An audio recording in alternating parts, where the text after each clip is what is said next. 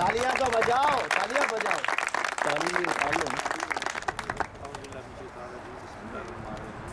सबसे पहले तो मैं मेहमान ग्राम जो हमारे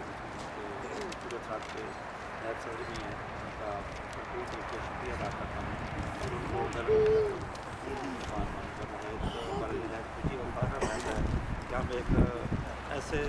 से मुल्कराजी तैयारी हो रही है जो मुस्लिम लीग नवाज का 10 साल भी और नवाज के साथ क्योंकि मैं हमारा ये थोड़ा सा हल्का सा प्रोग्राम है, इतना ज़्यादा दोस्तों को इन्वाइट नहीं किया। एक तो तुम लोग जल्दी जल्दी इधर आ जाओ, फ़ौरन आ जाओ, आ जाओ फ़ौरन आ जाओ। छोटे बल पर रेल होता है और टाइम भी नहीं होता है, इसलिए हमने समझा चलो ये सेलिब्रेशन करना है तो याद ताज़ा करनी थी बात के हवाले से। तो सबको पता है 23 मार्च एक ऐसा दिन है पाकिस्तान की तरीका सनहरी हरूप में लिखा जाने वाला दिन है जब पाकिस्तान और इसकी ये पेश की थी और इसके हक में शेर के बाद इलामा कबाल के खाब की तबीह का सबसे ये पहला मौका था और लोग उस वक्त तो समझते थे ये ज़माने का ख्वाब है, ये कभी पूरा नहीं होगा, लेकिन वक्त ने साबित किया और ये देखा दुनिया के नक्शे पर पाकिस्तान एक ऐसी इस्लामी रियासत के तौर पर जो जिसको हम दुनिया में एक मजबूत काम हासिल है और इंशाअल्लाह ताला हम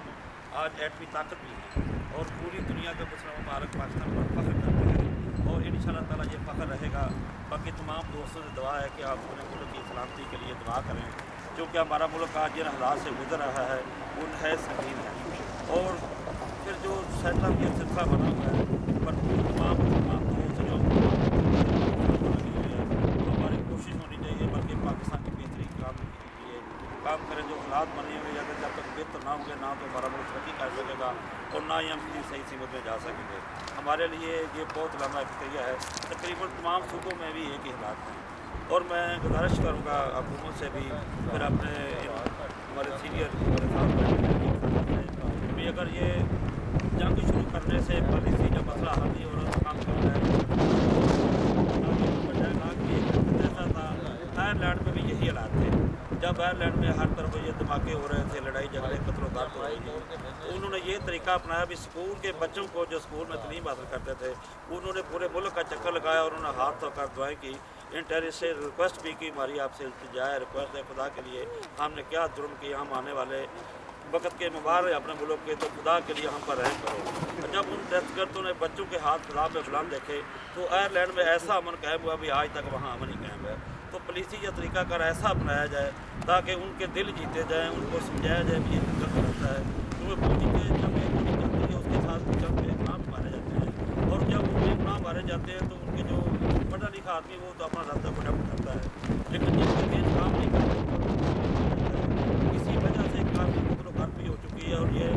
टेररिस्ट का सिलसिला ख़त्म होने का नाम नहीं लेता बल्कि बढ़ते चला जा रहा है। तो मैं हुकूमत पाकिस्तान से गुजारिश करूँगा बल्कि हमारी पार्टी की पॉलिसी भी यही है कि अगर ये जंग से मसला हल नहीं होता तो कम से कम डायलाग से किया जाए क्योंकि जब ये बम ब्लास्ट होता है तो उसमें उनका तो जो जंग कर रहे हैं या जंग जारी होती है उनमें मासूम बच्चों का क्या गुनाह होता है, मासूम बच्चे मारे जाते हैं, कई लोग यतीम हो जाते हैं, इवन के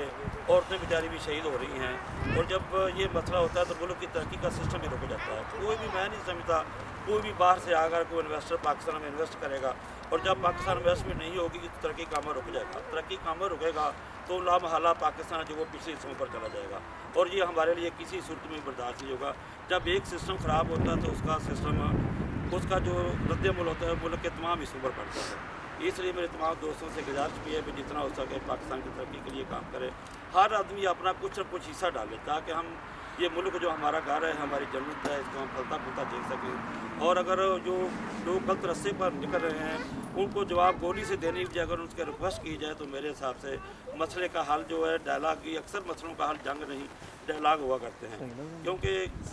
असल बात ये अभी जंग जो है जो जितनी बुरी चीज़ है इससे गुर्बत भी बढ़ती है और गुर्बत जो है जंग से भी ज़्यादा ख़तरनाक चीज़ है। इसलिए तमाम दोस्तों से रिक्वेस्ट करूँगा कि इस अच्छे दिन के मौके पर दुआ करें अपने मुल्क की बेहतरी के लिए, अपने मुसलमान भाइयों के लिए, आलम इस्लाम के लिए ताकि ये आलम इस्लाम का पाकिस्तान को जो किला है ये किला ही रहे, इसको कभी زوال پذیر نہ ہو، کیونکہ اگر اس کا زوال ہوگا تو سمجھو یہ پوری دنیا کی مسلمان قوم کے لیے دعا کرتے ہیں. آپ دوستوں کو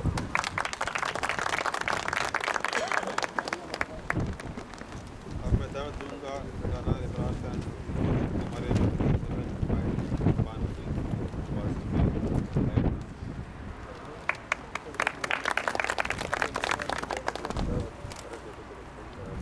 بسم اللہ الرحمن الرحیم. سب سے پہلے اپنے مہمان خصوصی کو ویلکم کرتا ہوں علی شاہ صاحب کو، جو ہمارے صوبہ سرحد کے نائب صدر ہیں پاکستان مسلم لیگ نون کے، وہ ہم نے تشریف فرما ہیں. اس کے بعد جتنے دوست جو ہیں وہ تشریف لائے اور اپنے اجلاس میں 1 سال پہلے کے وعدے کے مطابق عہد وفا کیا. اس کے بعد جتنے دوستوں نے حق اٹھایا ہے اپنی ذمہ داریوں کو، جو ذمہ داریاں سمجھتے ہوئے ہم نے جو کام کرنا ہے وہ ایک ہنگامی بنیادوں پہ محسوس کرتے ہوئے جماعت کو میاں صاحب نے بھی چند ماہ پہلے کہا کہ اب مسلم لیگ جو ہے وہ ایک انقلابی جماعت ہے. تو انقلاب جو ہیں وہ قربانی بھی مانگتے ہیں، انقلاب جو ہیں وہ طوفانوں کا